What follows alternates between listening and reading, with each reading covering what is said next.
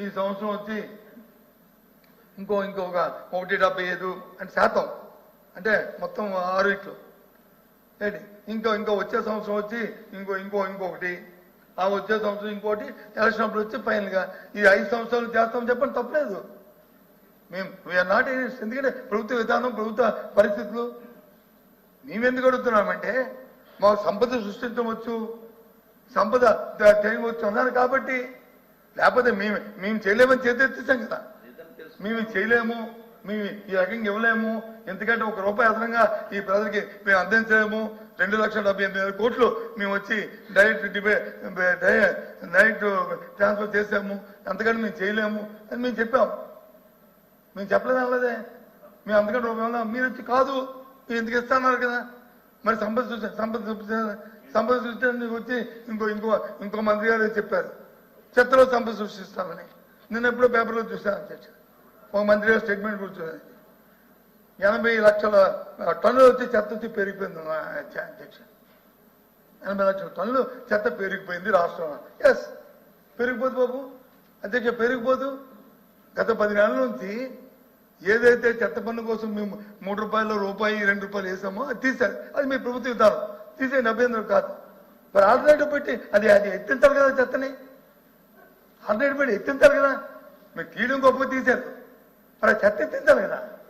చెత్త కంపులు కొడుతుంది చూడండి, ఊర్లో వెళ్ళి ఇంట్లో చూడండి, ఓడలని చూడండి, ఎవరు చూస్తున్నా చూడండి. కనీసం మన ఇంట్లో మన ఉదయం వచ్చేస్తాం కాబట్టి మన ఇంట్లో మన ఆడవాళ్ళని అడగండి, ఇంటి ముందుకు వచ్చి చెత్త ఎత్తున్నారు.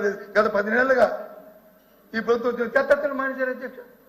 మరి 80 లక్షల చెత్త ఉంది, 80 టన్నులు ఉందంటే ఎక్కడ అధ్యక్ష?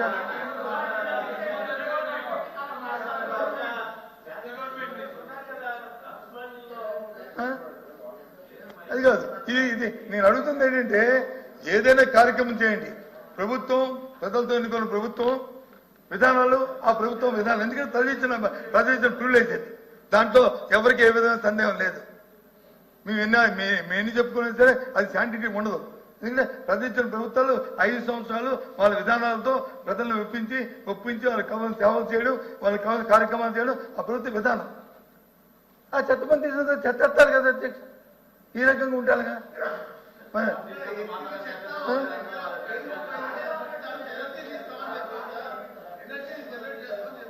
ఇవ్వండి, కాదన్నా కదా. మీరు చేస్తానని చెయ్యండి బాబు అని చెప్తున్నాను. నేనేమి మీరు చేస్తామని చెప్పిన మాట చేయండి అని అధ్యక్షుల ద్వారా ప్రభుత్వాన్ని కోరుతున్నాం. అది అంటే మరి 80 లక్షల చెత్త వదిలేస్తారని మా మీద ఎందుకు అందేయమంటున్నా, అది నేను చెప్పింది. మా మీద ఎందుకు వేయడు? 10 నెలలు బట్టి చెత్త తగ్గిపోతే ఎంత ఉండదా అని అడుగుతున్నాను, అంతే తప్ప నేనేమి మీద కాంట్రవర్సీ లేదు. ఐ నో కాంట్రవర్సీ దానికి నాకు.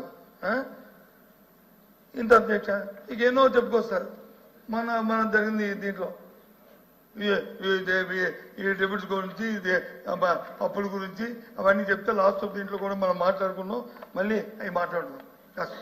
మొన్న అన్నారు వారసత్వంగా మాకు వచ్చి 90,000 కోట్లు అప్పులు వచ్చాయని మంత్రి గారు వచ్చి మన బడ్జెట్ స్పీచ్ మన అసెంబ్లీలో చెప్పినప్పుడు నేను టీవీలో విన్నాను. మంత్రి గారు బయటకు వెళ్ళారు కానీ విన్నాను. వారసత్వంగా అంతకుముందు వారసత్వంగా 50,000 కోట్ల అప్పుని మా ఇచ్చారే 2019లో. ఇవ్వలేదా? వాస్తవం కాదా? పంపించబడి సీట్ పంపిస్తాను మీకు. ఏ డిపార్ట్మెంట్కి ఎంతంత మీరు అప్పుడు బకాయిలు ఉన్నాయని చెప్పండి, చెప్తాను. ఇంక్లూడింగ్ ఎన్ఆర్జీఎస్ కూడా, ఎన్ఆర్జీఎస్ కూడా ఆ రోజుకి 2,340 కోట్ల రూపాయలు గ్రామాలకి ఇవ్వాలి. చూసుకోండి, నేను చెప్పింది అబద్ధం అయితే నా మీద తీర్మానం పెట్టండి. చదువుతో మాట్లాడాడు ఎలవపిండి ఇవాళ వారసత్వంగా రాలేదా? ఎన్ఆర్జీఎస్ కూడా బాకీ ఉన్నారు కదా మీరు. ఒకదానికి కాదు, సుమారు 20 డిపార్ట్మెంట్లలో సుమారు 50,000 కోట్లు అప్పు ఉంది. ఇప్పుడు వచ్చి 90,000 కోట్లు ఉంది మంత్రి. ప్రభుత్వం కంటిన్యూస్ ప్రాసెస్. అప్పుడున్న ఆర్థిక పరిస్థితులుగా, అప్పుడున్న రూపాయి విలువలుగా, ఇప్పుడున్న ఆర్థిక పరిస్థితులుగా, ఇప్పుడు రూపాయి విలువలుగా. అది చెప్తాను పర్టికులర్. ఏ డిపార్ట్మెంట్ చెప్పని చెప్తాను, ఈ షీట్ కూడా పంపిస్తాను, ఇది వాస్తవం కాదా వాస్తవం కాదని ఆయన చెప్పండి.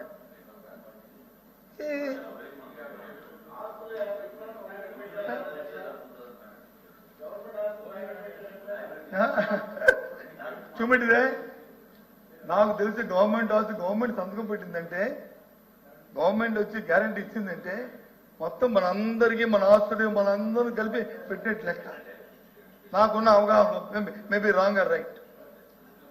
ప్రభుత్వం పెట్టిందంటే ఆ ప్రభుత్వం డిఫాల్ట్ అయితే ఆ ప్రభుత్వం వెంటనే బస్టాప్ చేసి ప్రెసిడెంట్ రూల్ పెట్టి కేంద్ర ప్రభుత్వం స్వాధీనం చేసుకుంటుంది ఆ అప్పులుగా కట్టబ. అందుకే కేంద్రం మనకు వచ్చే నిధుల నుంచి ముందు ఏదైనా గవర్నమెంట్ గ్యారంటీలు ఉన్నదాన్ని ముందు రీపే చేస్తే కానీ మనకు రిలీజ్ చేయరు, ఎంతో ఇన్ఫ్లుయెన్స్ చేస్తే తప్ప. ఇది కంటిన్యూ ప్రాసెస్. అంత పకడబంది మన రాజ్యాంగం. పెద్దలకు తెలుసు, నాకు తెలుసు, అచ్చాడి గారు తెలుసు, సీనియర్లు అందరూ ఉన్నా, కొత్త వాళ్ళకి తిరిగిపోవచ్చు. ఇది కంటిన్యూ ప్రాసెస్. ఇది దానికి వచ్చి అమ్మమ్మ గత ప్రభుత్వం పెట్టిస్తే మేమేదో చేసినట్టు, అది కానట్టు, కార్పొరేషన్కి ఇచ్చినట్టు కానట్టు అని. మొన్న ఏది మామ ఒక నిమిషం సార్, 10 minutes అవనండి, 50 minutes అవనండి, 5 నిమిషాలు అవనండి, మీరు ఏ క్షణంలో ఫైనాన్స్ మినిస్టర్ గారు నేను మాట్లాడతాను చేస్తే నేను కూర్చొని నాకేం అభ్యంతరం. ఇప్పుడు కూర్చొని పోతాను. అదిగో మరి చైర్మన్ మరి అలోపి గారు మాట ఇది మా చీఫ్ విప్ గారు మాట మాట్లాడచ్చా? ఆ ధర్మాది కాదు మీకు ఇబ్బంది అయితే కూర్చున్నాను, మీకు ఇబ్బంది అయితే నేను కూర్చున్నాను, నాకేం అభ్యంతరం లే కూర్చోను. నేను తప్పు చెప్పి లేకపోతే ప్రభుత్వాలను విమర్శిస్తే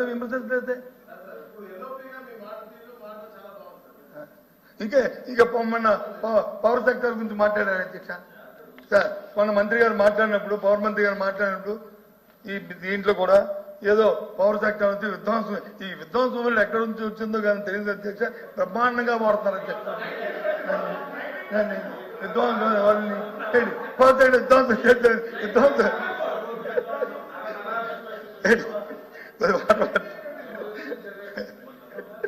కొద్ది మంచిగా తాగండి. ఒక సెకండ్ ప్లీజ్. విధ్వంసం అయింది ఇప్పుడు లోపల.